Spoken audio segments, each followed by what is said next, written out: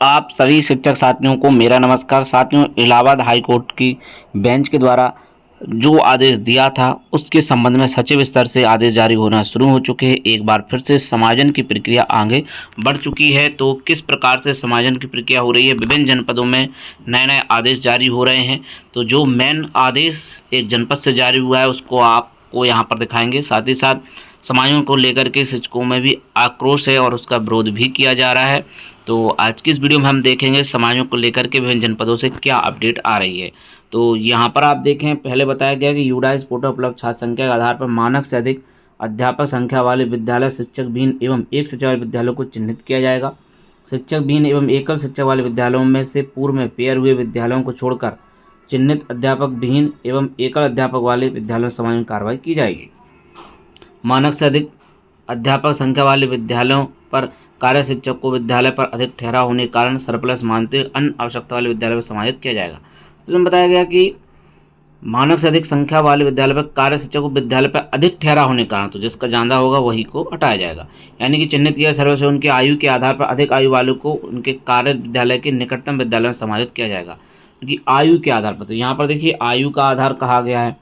विद्यालय में दिव्यांग शिक्षक सरप्लस होता है तो दिव्यांग शिक्षक छोड़कर अन्य वरिष्ठ शिक्षक को सरप्लस मानते हुए आवश्यकता वाले विद्यालय में समायोजित किया जाए। नियमित प्रधान अध्यापक एवं 31 मार्च 26 को सेवानिवृत्त होने वाले शिक्षकों को समायोजन से मुक्त रखा जाएगा। देखिए, नियमित प्रधान अध्यापक और 31 मार्च 2026 को सेवानिवृत्त होने वाले शिक्षकों को समायोजन से मुक्त रखा जाएगा। वहीं विकासखंड में सरप्लस शिक्षकों को उनकी आयु के आधार पर अधिक आयु वाले शिक्षक को निकटतम शिक्षक विहीन एकल शिक्षक विद्यालय में किया जाए। इसके पश्चात यदि विकासखंड में कोई शिक्षक विहीन एकल शिक्षक विद्यालय अवशेष नहीं रहता है तो अवशेष सरप्लस शिक्षकों का समायोजन अन्य विकासखंड की आयु के आधार पर अधिक आयु वाले शिक्षकों सबसे नजदीक विद्यालय में कार्रवाई की जाएगी। यथासंभव महिला शिक्षकों का समायोजन विकासखंड के अंदर ही किया जाए। अंतर जनपदीय स्थानांतरण परीक्षाक्रम से अधिक अध्यापक वाले विद्यालयों से शिक्षक विहीन तथा एकल शिक्षक वाले विद्यालय उक्त समय तक किया जाएगी। हर विद्यालय में कम से कम 2 अध्यापक हों। तो ये जनपद का ये दिशा निर्देश हैं। ये इस प्रकार से यहाँ पर अधिक आयु वाले शिक्षक को हटाया जा रहा है। तो यहाँ पर इस तरीके से चीज़ें चल रही हैं। नियमित प्रधानाध्यापक को नहीं काउंट किया जाएगा, ये भी चीज़ें हैं।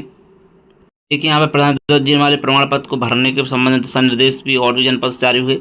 समाज प्रमाण पत्र में 2 प्रतियां भरना है। कंपोजिट दशाएं प्राथमिक उच्च प्राथमिक विद्यालय का अलग अलग 2 प्रतियों भरना है। कंपोजिट दशाएं प्राथमिक प्रधान को उच्च प्राथमिक विद्यालय का सहायक अध्यापक माना जाएगा। कंपोजिट की दशाएं प्राथमिक प्रधान अध्यापक को उच्च प्राथमिक विद्यालय का सहायक अध्यापक ही माना जाएगा। कार्य ग्रहण तिथि वर्तमान कार्य विद्यालय का लिखना है। स्वीकृत पदों की गणना 30/4/26 की संख्या पर होगी। उच्च प्राथमिक स्तर से 1 से 100 तक के छात्र संख्या होने पर 3 स्वीकृत पद, 1 भाषा, 1 विज्ञान, गणित, सामाजिक सही गणना होगी। सरप्लस होने दशाएं वर्तमान विद्यालय पर कार्य ग्रहण करने आधार पर वरिष्ठ शिक्षक का नाम लिखा जाएगा। तो सरप्लस होने दशाएं वर्तमान विद्यालय पर, तो यहाँ पर विद्यालय के हिसाब से कहा जा रहा है। ये देखें, मैनपुरी का आदेश यहाँ पर बताया गया है कि समायोजन 1.0 समायोजित हुए कतिपय शिक्षक अपने मूल विद्यालय को एकल बनकर समाज विद्यालय पर कार्यरत हैं। अधोस्तरीय कार्यालय के पत्रांश अंतर जनपदीय 15/11/25 द्वारा आपको उक्त श्रेणी के शिक्षकों उनके मूल विद्यालय भेजे जाने तत्काल कारण किया निर्देश दिया गया था, किंतु उक्त श्रेणी के शिक्षकों द्वारा माननीय उच्च न्यायालय में रिट याचिका किए जाने के कारण उन्हें कार्रवाई नहीं किया जा सका था। वर्तमान में उक्त रिट याचिका पर आदेश दिनांक 20/2/26 के क्रम में याचिकाओं द्वारा उक्त याचिका को वापस ले लिया गया है। अतः आपको किया जाता है कि ऐसे शिक्षक जिनका समायोजन से उनका मूल विद्यालय बंद एकल श्रेणी पेयर विद्यालयों को छोड़कर में हो, उनके समाज विद्यालय से तत्काल कार्रवाई करते उनके विद्यालय पर कार्रवाई ग्रहण कराना सुनिश्चित करें। तो यहाँ पर मैनपुरी जनपद में इस तरीके का आदेश जारी किया गया है। वहीं समायोजन के बाद शिक्षकों को वापस भेजने पर आक्रोश। मैनपुरी में ही पीड़ित शिक्षकों ने जिलाधिकारी कार्यालय पहुंचकर सौंपा ज्ञापन। 6 महीने पहले जिले में 2 चरणों में शिक्षकों का समायोजन किया गया था।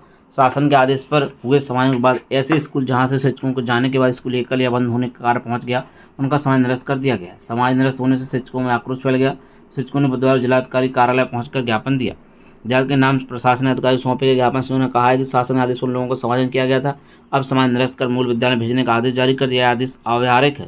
शिक्षक का कहना है कि बार बार समायोजन स्थानीय प्रक्रिया से गुजरना उनके अत्यंत कष्टकारी है।